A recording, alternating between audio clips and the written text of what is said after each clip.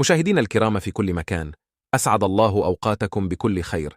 متابعين الأوفياء، في هذا الخبر العاجل تصريح خطير من يوسف عطال في أول ظهور له بعد رحيله عن نيس وانتقاله إلى الدوري التركي. ويصفع نيس وفرنسا شاهد مادا قال بعد انتقال اللاعب الجزائري يوسف عطال إلى أضنة تركية بعد فسخ قطاع تعاقدهم مع نيس فرنسي.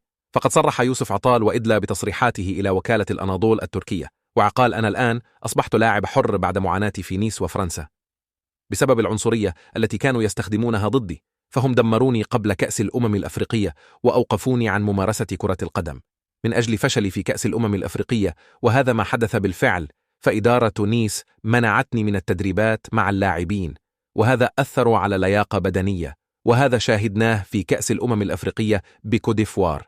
فأنا ظهرت بمستوى سيء للغاية في كأس الأمم الأفريقية رفقة المنتخب الجزائري بسبب ما حدث لي في فرنسا، ففرنسا هي بلد العنصرية، ولقد اخترت دولة إسلامية لكي ألعب فيها وهي تركيا، وسوف أعبر على كل ما داخلي، وسأدعم القضية الفلسطينية، وسأدعم أطفال غزة، ولو أتيحت لي الفرصة سأذهب إلى غزة فورا وسأدعمها ضد هذا الكيان الصهيوني، وأوعد كل الجزائريين أنني سأعود.